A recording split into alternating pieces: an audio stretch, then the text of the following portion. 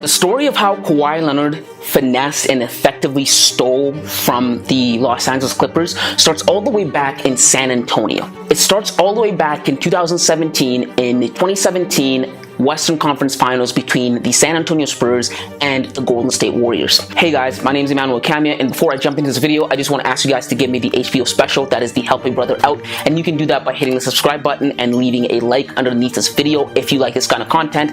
Aside from that, back to the Kawhi Leonard story. So yes, the story of Kawhi Leonard finessing the Clippers goes all the way back to when Zaza Pachulia facilitated one of the dirtiest moves we've ever seen in the playoffs. Effectively, what he did was he played a big role in breaking Kawhi Leonard's foot. Little did everyone know that that injury would lead to the Toronto Raptors winning their first ever championship. And it did so because after a lengthy timetable set for Kawhi Leonard by the San Antonio medical staff, Kawhi Leonard refused to return to the lineup after that timetable was up. He refused to listen to what the doctors in the San Antonio Spurs organization were telling him and sought help elsewhere. That's what led him to go all the way to New York for a second opinion, an opinion that confirmed his suspicion that he wasn't ready to return to the lineup. Although everybody else, including the San Antonio front office, San Antonio players, thinking he was just exaggerating. And because he wouldn't return to the San Antonio's lineup,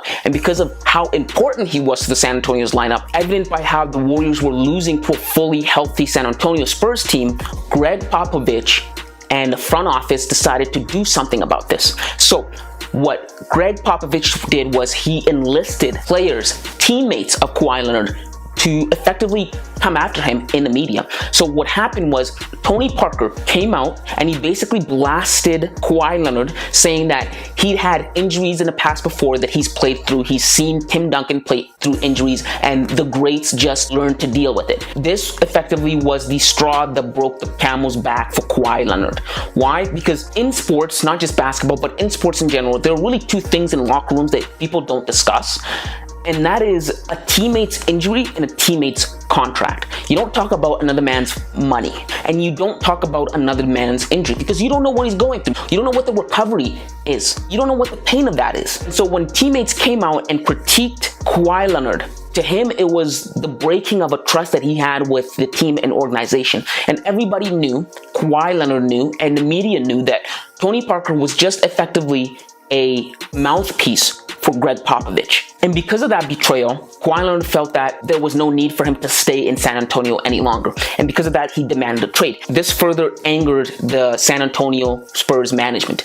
And so they thought they would stick it to Kawhi Leonard. They thought that if he wanted a trade, they would give him a trade. They thought they would send him away as far away as possible from his home of Los Angeles to a place where he would just slip into irrelevancy and would have zero chances of winning a championship. And so they picked Toronto, the Toronto Raptors. But inversely, the Toronto Raptors were making a gamble. They were making a gamble because they were going to invest, they were going to trade pieces for a guy who A, had a string of injury issues and hadn't played for a whole year. And B, they were going to trade for a guy who had stated publicly that if he wasn't traded to either the Los Angeles Clippers or the Los Angeles Lakers, whichever team he'd get traded to, he would only stay there for a year because he wanted to come home. So effectively, the Toronto Raptors were going to be getting him for a one-year rental. So that's a big gamble to make. But nonetheless, Masai Ujiri pulled the trigger and traded for Kawhi Leonard. The 2018-2019 season started and time went on, and essentially everything panned out pretty well for both parties, in the sense that for the Toronto Raptors, out of a really risky gamble, they got out of it their first ever and only championship with Kawhi Leonard, and Kawhi got out of it load management. Kawhi was allowed to take games off in the name of load management. And this is what Kawhi Leonard fell in love with. The idea that he could only play 60 games, not have to play back-to-back games, and still manage to win a championship, that was very enticing to him. And that is what sparked the controversy of load management. Kawhi Leonard is who popularized it. And when he won a championship in Toronto, everything changed. Everyone wanted a piece of Kawhi Leonard. Remember, he was a free agent now, and he had just won a championship for the Toronto Raptors. And prior to that, the only other time he had played in the last 2 years was with the San Antonio Spurs. In 2017,